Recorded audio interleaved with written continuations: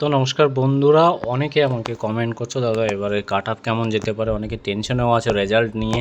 তো রিটেন এক্সামে তোমাদের পিটিপিএমটির পরে 12 তারিখের পরে যে শেষ হয় পিটিপিএমটি, তখন তারপরে আমি 14 তারিখ 13-14 তারিখ নাগাদ সম্ভবত আমি তোমাদের ভিডিও বানিয়ে বলে দিয়েছিলাম যে 14,000 ছেলে মেয়ে পাস করেছে, ঠিক আছে। সেই হিসাবে তোমাদের একটা কাট অফ তৈরি করেছিলাম। তো সেটা আমার ভুল ধারণা, সেটা আমি তোমাদের ভিডিওর মাধ্যমেও বলেছিলাম যে এটা সঠিক এখনও জানা যায়নি। তো 14-15 হাজার হিসাবে আমি একটা অ্যাপ্রক্স একটা কাট অফের ভিডিও তৈরি করেছিলাম। তো রিটেন এক্সামে আমি যা কাট অফ তৈরি করেছিলাম তোমাদের রিটেন এক্সামে হুবহু মিলে গেছিলো, অনেকেও জানো। তো অনেকেই বলেছিল দাদা তোমার কাট অফটা ঠিক আছে অ্যাপ্রক্স আইডিয়া বা ক্যালকুলেশনের হিসাবে। তো এখন হাইকোর্ট থেকে আমরা সবাই জানতে পারি, তোমরাও জানো, সবাই জানতে পারো যে 21,800 সামথিং কিছু এরকম পাস করেছে, 21,880 জন।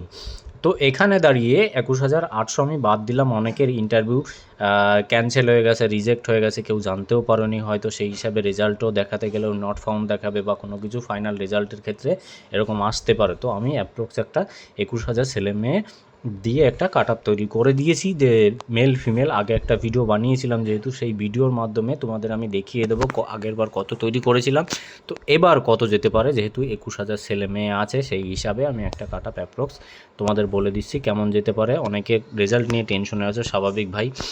কেস তোমরাও জানো, কেস হাইকোর্টের অর্ডার না পেলে পারে, সেই হিসাবে তোমাদের রেজাল্টের কোনো পাবলিশের ক্ষমতা নেই পিআরবির হাতে নেই, এখন হাইকোর্টের হাতে আছে, সবাই জেনে গেছো।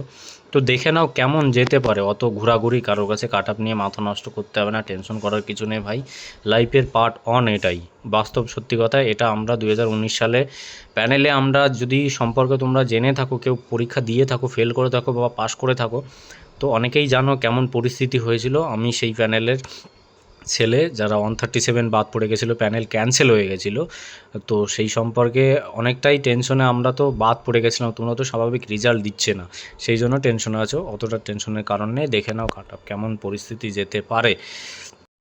তো এটা আছে তোমাদের মেল কাট আপ আগে 14 তারিখ নাগাদ তোমাদের আমি বানিয়ে দিয়েছিলাম, যে 13-14 তারিখ নাগাদ যখন পিটিপিএমটি শেষ হয়ে যায়, যে 14,000 প্লাস ছেলেমেয়ে 14,000 ছেলেমেয়ে পাস করেছে, সেই হিসাবে এই কাট আপটা আমি তৈরি করেছিলাম। তো এবার দেখে নাও, যদি 21,000 ছেলে মেয়ে আছে, হাইকোর্ট থেকে তোমরা দেখে নিয়েছো, তো এখানে দাঁড়িয়ে কত কীরকম যেতে পারে। এখানে আমি ইউআর তৈরি করেছিলাম 60, তো এখানে 3+ করে নাও 63.5 তোমাদের যেতে পারে, এরকম কাট আপ যেতে পারে 21,000 ছেলে মেয়ে যেহেতু আছে। অনেকে দেখছো 67-70 এরকম যাবে, আশা করি অত যাবে না ভাই, অতটা প্যানিক হওয়ার কাট আপ নিয়ে টেনশন, এমনিতেই টেনশন আসো, ওই টেনশন নিয়ে কোনো ঘোরাঘুরি করার কোনো প্রয়োজন নেই ভাই। সবসময় হাসি মুখে থাকার চেষ্টা করবে, মা বাবার মুখের দিক তাকিয়ে সবসময় ওনাদের পাশে ঘোরাঘুরি করবে, ওনাদের টেনশন দেখতে পেয়ে ওনাদের মন মানসিকতা টেনশন করবে। বেকার ছেলে মেয়ে যখন আমরাও ছিলাম। তো এসসি দেখে নাও, এসসি এখানে তুমি এসসিদের 2+ করে নাও, ঠিক আছে, 2+ করে নাও। 2+ করলে 52.25 আসছে, ঠিক আছে, 52.25, ঠিক আছে, 52.25। তো এরকম যেতে পারে। তো এখানে এসটিদের ক্ষেত্রে 11+ করেছিলাম, এখানে তুমি 1+ করে নাও। 1+ করলে পরে কত আসছে, 44.50 তোমাদের সামথিং যাচ্ছে। আমি মুখে বলে দিচ্ছি তোমাদের ক্যালকুলেশন, তো আগে যেহেতু একটা পিডিএফ বানিয়েছিলাম কাট আপের, সেই হিসাবে আমি তোমাদের বলে দিচ্ছি। তো এখানে আর একটা জিনিস দেখে নাও, ওবিসি এর ক্ষেত্রে এখানে 3+ করে নাও। 3+ করলে কত হচ্ছে, 52 আর 3 55+50 যাচ্ছে, ঠিক আছে, 55.50 সামথিং তোমাদের কাট আপ হচ্ছে।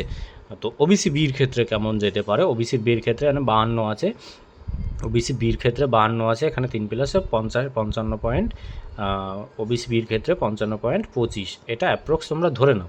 এবার প্রশ্ন আসছে, দাদা ইডাব্লিউএস বানাওনি কেন? ইডাব্লিউএসের অতটা ক্যালকুলেশন করা সম্ভব না। তো অ্যাপ্রক্স আমি এসটি যে কাস্ট থাকে প্রতিটা রিক্রুটমেন্টে, তোমরা ডাব্লিউবিএসআই,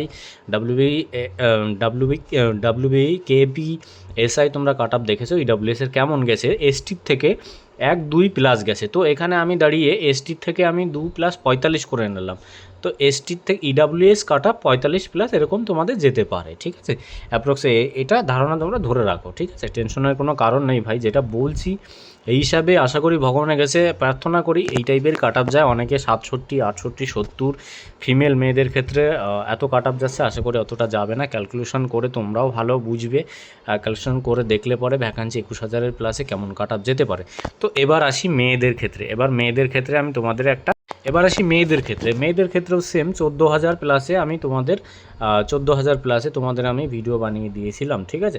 14,000 প্লাসে তোমাদের আমি ভিডিও বানিয়ে দিয়েছিলাম। তো এবার সেই হিসাবে তোমরা ভিডিওটা দেখে নাও যে কেমন যেতে পারে 14,000 প্লাসে। ইউআর দিয়েছিলাম আমি তোমাদের 46, তো এরকম 1+ করে নাও 47। মেয়েদের কাট আপ অতটা বেশি যাবে না, 47+ করে নাও, ঠিক আছে।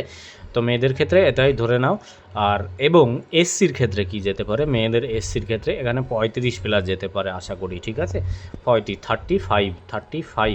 35 প্লাস মাইনাস তোমরা ধরে রাখো, ঠিক আছে। 35। এসটির ক্ষেত্রে আমি 31 বানিয়েছিলাম, এসটির ক্ষেত্রে 32 যেতে পারে, ঠিক আছে। 32+ যেতে পারে, 32 এটা ধরে নাও, ঠিক আছে।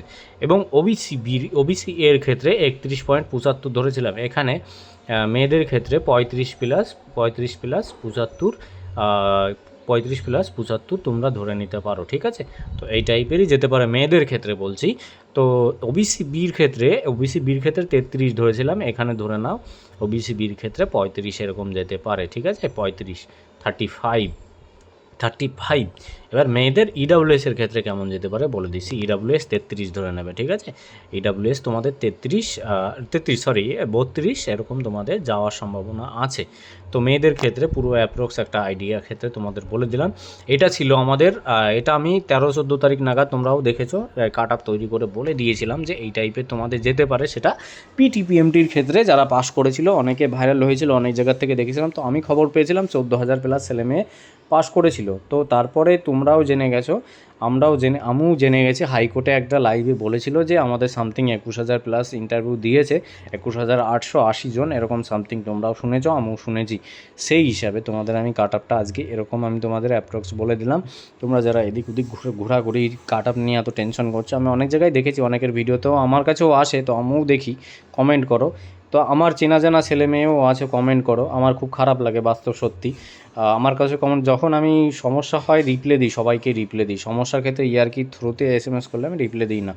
ভগবানের কাছে এইটুকু প্রার্থনা করি এর থেকে বেশি যেন কাট আপ না যায়, এমনই যায়। রিটেনে যেমন গেছিলো বলে দিয়েছিলাম, তো এই টাইপেরই সেম তোমাদের ওই কাট আপটাই গেছিলো।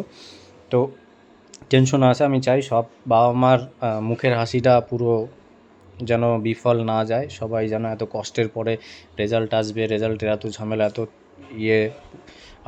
সমস্যার ক্ষেত্রে তোমরা রেজাল্ট পাবে, এত কষ্ট সাফারের পরে যেন কারুর মুখে হাসি না কেড়ে নেয়, সেটা আমি সবসময় প্রার্থনা করব। আর ভিডিওটা যদি একটুখানি ভালো লাগে সাবস্ক্রাইব করে দিও, শেয়ার করে দিও। ব্যাস এইটুকুই, তোমাদের কাছ থেকে আর কোনো আশা আমি করব না। আর যারা, আমি সত্যি কথা বলছি, যারা বাজে বাজে কমেন্ট করবে তাদের ক্ষেত্রে তোমরা ধরে নিও এরা হয়তো ফেল করে বা কেস করে কোনো ক্যান্ডিডেট আসে, বাজে বাজে কমেন্ট আসতে পারে। এরাই মানে গুজব ছড়িয়ে এরকম উল্টোপাল্টা স্টুডেন্টদের বিভ্রান্ত করে দিচ্ছে।